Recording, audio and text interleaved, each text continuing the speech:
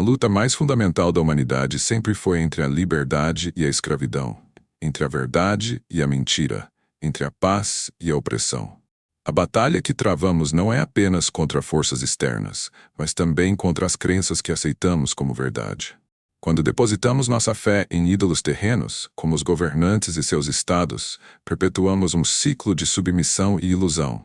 Para romper esse ciclo, precisamos revisitar os ensinamentos de Jesus Cristo. Sua mensagem foi profundamente radical, e se compreendida em sua plenitude, teria consequências sísmicas para o status quo. Jesus não veio para reforçar a ordem estabelecida, mas para desafiá-la. Ele demonstrou que todos os governos repousam sobre o consentimento dos governados. Não necessariamente um consentimento ativo, mas uma resignação passiva à ideia de que o Estado, mesmo sendo um mal, seria um mal necessário. No entanto, essa noção é uma mentira. Se fosse verdade, toda a mensagem de Jesus seria uma falácia. Mas felizmente, há uma alternativa: a liberdade. O mundo em que Jesus nasceu, há mais de 2000 anos, não era muito diferente do nosso. Roma, a potência dominante da época, funcionava como um império tributário, extorquindo riquezas de suas províncias sob o pretexto de oferecer estabilidade e ordem. O Estado romano, assim como os estados modernos, se sustentava na coerção e no controle da população por meio de impostos e da manipulação econômica. Os fariseus, ao invés de se oporem à opressão, tornaram-se cúmplices dela, ajudando a Roma a manter seu domínio sobre Israel. Foi nesse contexto que Jesus trouxe sua mensagem revolucionária. Ele não se alinhou com os poderosos, tampouco buscou apoio entre os políticos e sacerdotes corruptos. Pelo contrário, sua pregação era uma ameaça direta ao poder estatal e à mentalidade servil que sustentava sua existência. Desde seu nascimento, Jesus foi visto como um perigo para os governantes. Herodes tentou matá-lo ainda bebê, temendo perder sua posição. Mais tarde foi perseguido pelos fariseus e, por fim, condenado à morte pelo governo romano. Sua mensagem de liberdade e autodeterminação era incompatível com a lógica do Estado. Um dos princípios fundamentais de sua doutrina era a regra áurea. Tudo o que quereis que os homens vos façam, fazei-o também a eles. Mateus 7:2. Esse princípio, se levado a sério, dissolve toda justificativa para a existência de um governo coercitivo.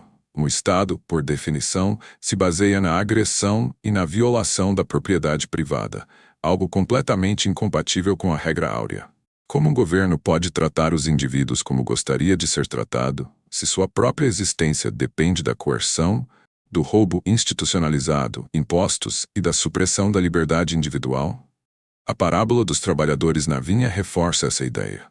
Nela, o proprietário da vinha paga a cada trabalhador conforme o combinado, independentemente do tempo trabalhado. Os primeiros a chegar reclamam que receberam o mesmo que aqueles que chegaram por último, mas o dono responde: não me é lícito fazer o que quero com o que é meu. Mateus 20. Essa simples passagem desmantela qualquer argumento coletivista ou estatista. A propriedade pertence ao indivíduo, e este tem o direito de dispor dela livremente. Jesus não ensinou redistribuição forçada de riqueza, mas sim caridade voluntária e respeito pela propriedade alheia. Cristo também alertou contra o perigo dos líderes corruptos e suas ideologias opressoras. Tenham cuidado com o fermento dos fariseus e de Herodes. Marcos 8:15. Ele reconhecia que tanto a classe religiosa hipócrita quanto os governantes tiranos eram inimigos da verdade e da liberdade. O sistema estatal, ao longo da história, sempre se mostrou contrário aos justos e servil aos poderosos.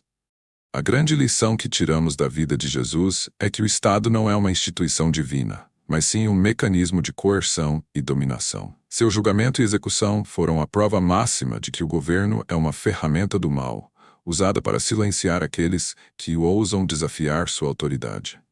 Se somos verdadeiramente discípulos de Cristo, devemos rejeitar qualquer sistema que dependa da força para se sustentar.